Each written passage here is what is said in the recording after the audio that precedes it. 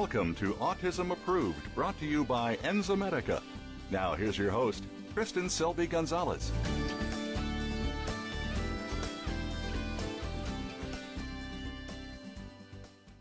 Hi, my name is Kristin Selby-Gonzalez, and you are watching Autism Approved. Right now, we are in Chicago at the AutismOne conference, and we are very excited because we've been able to talk to some of the top doctors and experts in the autism community. Right now, we're very excited because we are here talking with Dr. Frye, so welcome. Well, thank you. I know a lot about you, but I know some of the viewers might not know as much as I do, and I would love for them to kind of get a background of, where you're located, what kind of doctor are you, that kind of thing. Sure. Well, I'm a pediatric neurologist, and right now I'm the director of autism research at the Arkansas Children's Hospital in Little Rock, Arkansas. Wonderful. And, I know that autism is your specialty at the moment, correct? It is. And what led you to that? Like, what was the experience that made you want to help our community? Well, for me, it's been a bit of a journey in the sense that I was always interested in helping children. That's why I went into pediatric neurology, especially those with problems with learning and development. And when I was doing my training in residency and then doing a fellowship, as I started to see patients, because I had a specialty in behavioral neurology, I'd have lots of patients with autism come to me, and the parents would ask me, why does my child have autism? They said, well, you're a smart guy. Why don't you figure it out for me? And it's something that started to gain more and more interest. And one of the reasons is where I first started out in neurology, I learned about certain types of seizure disorders that have characteristics of autism that you can treat. Some children with autism tend to have these what we call subclinical electrical discharges, and when you treat some of these children, some of their symptoms go away. Sometimes their language gets better. And then as I started to see more and more children, I started to discover that there were other causes. First, mitochondrial disorders is something that I started to discover, and then I would test children for it and found out that a certain subset had mitochondrial disorders. And then it went on from there. I worked on something called tetrahydrobiopterin deficiency, which seems to affect some children, and then most recently cerebral folate deficiency. So as I kind of went down this path, I found out that there were more and more things that we could diagnose and we can treat in children with autism, and we can make a difference. Well, I think that so many people that, especially when they're first getting the diagnosis, a lot of times I know when I was told that my son had autism, it was kind of like, well, he has autism, good luck to you, here's a pamphlet, it's going to cost you a lot of money, you're probably going to end up having to put him in a group home. And there was no hope, there was no options, there was nothing even told to us that there were doctors out there like you, basically looking at subgroups, looking at different research. And so I think it's really, really exciting because to me, if I'm a new parent getting diagnosed, the last thing I want to hear is that there's no hope.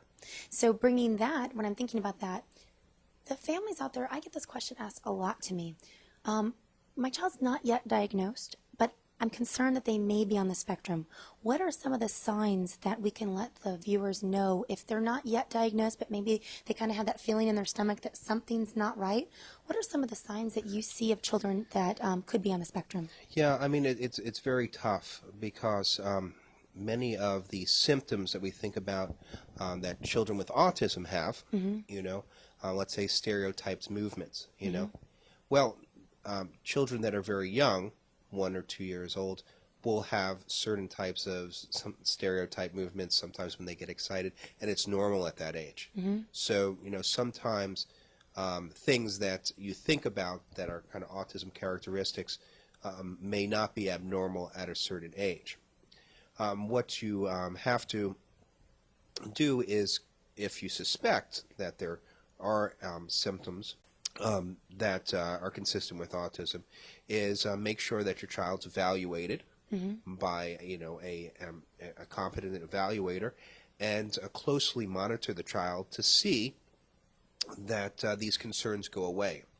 So that's the difference in many children that have these type of signs and symptoms that look like autism, but they were very younger. They go away with time. Okay. Whereas they may not go away with time with children with autism. Of course, the big red flag is any type of regression. So if they were talking or they were looking, okay. So that's a big red flag. Okay. If you suspect that your child is not doing something that they didn't do before, it's very important to get them evaluated very soon. So I know when my son got diagnosed, I believe he was diagnosed by, or actually I remember he was diagnosed by a neurologist. We were told he had autism, but then weren't really told where to go from there. So after a person that gets a diagnosis for their child, where do they go? Like, what's the first steps you would recommend? Well, it's important to go to a center that specializes in diagnosis and treatment of autism. So, what we're finding is that centers are developing that are comprehensive centers that look at children from many different points of view and give not only a diagnosis, but also a treatment plan forward. And it's important to seek out a center like that. We're at Arkansas, we're part of something called the Autism Treatment Network, Okay. where we have physicians that and psychologists that specialize in doing a very comprehensive evaluation and then giving a comprehensive plan of treatment. And that's a place to start. But as you kind of alluded to, the treatments for autism or the treatments that are established and well known are few and far between. Mm-hmm. And so it's important then to seek out, if your child is not getting better, somebody that can look at your child in more depth. So it may be that the standard type of behavioral management for children with autism is fine mm-hmm. for those that respond to it.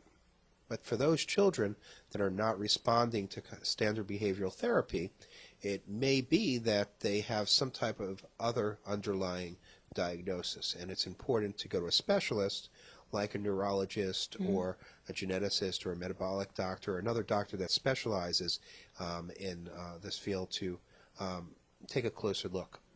And I think that for all of you guys watching, that is so important, because I think what we see and what this is, at least what I believe, we see the word autism, and yet we think that that's the only thing going on.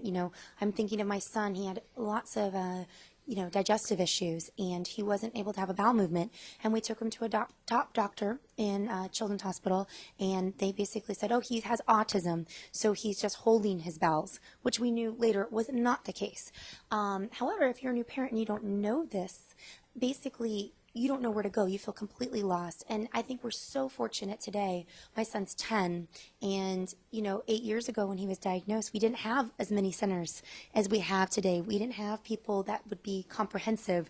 You would be able to go there. And so I just feel so grateful for doctors like you out there doing what you're doing and realizing their subgroups and realizing that our children aren't just holding their poop. It's like there's something going on. Right. No, and I appreciate, what you said. But the fact is, there's a lot of prejudice. Yeah. I think that that these behaviors are happening or they're having other types of problems because it's all the autism. Yes. And I don't know what that means, to tell you the truth. Absolutely. Because, part of the definition of autism is not holding your poop. Yeah, that's what I always wondered. I wondered, when you would say the definition of, lifelong condition, nowhere in there does it say holds their poop, or, some of the other things that our children were having, like you get the bloated bellies or they can't gain weight and all these other things that are happening to our kids. Nowhere in the medical definition does it say that, yet I hear, and I still hear it from families, and we're here at AutismOne, like I said, and, I'm still hearing families having doctors tell them that, and so I want that message to get out there. And what's very important in children with neurodevelopmental disabilities is, sure, you could say it's the autism that is making them hold their poop, but in many ways, they have these abnormal behaviors because that's the way they communicate. Mm-hmm. They have no other way of communicating. So if they're holding the poop, for example, they're doing that for a certain reason. Mm-hmm. If their behavior is abnormal, unusual, it's not usually not just the autism. It's because they're trying to communicate something, and it's our duty to figure out what that is that they're trying to They're communicate. trying to make sense of a world that makes no sense to them. And that's what I think when I look at my son.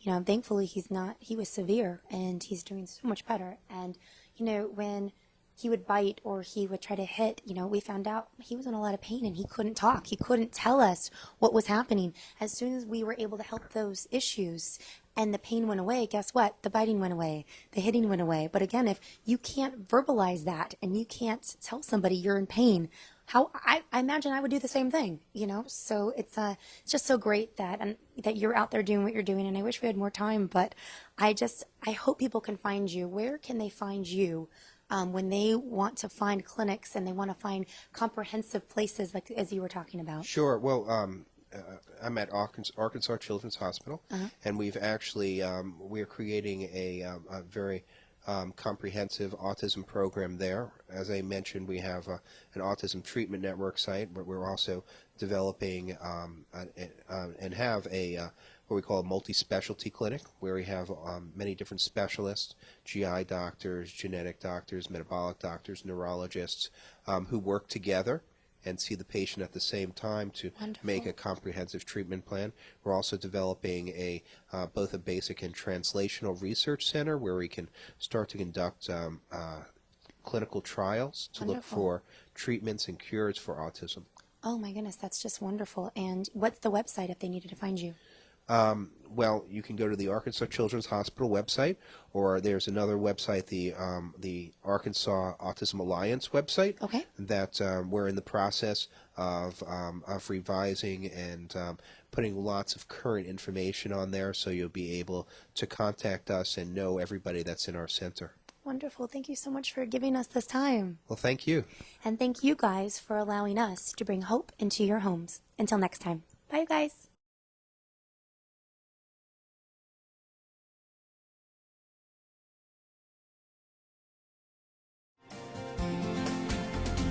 Thank you for joining us for Autism Approved with Kristin Selby Gonzalez. Please join us next week for another episode brought to you by Enzymedica.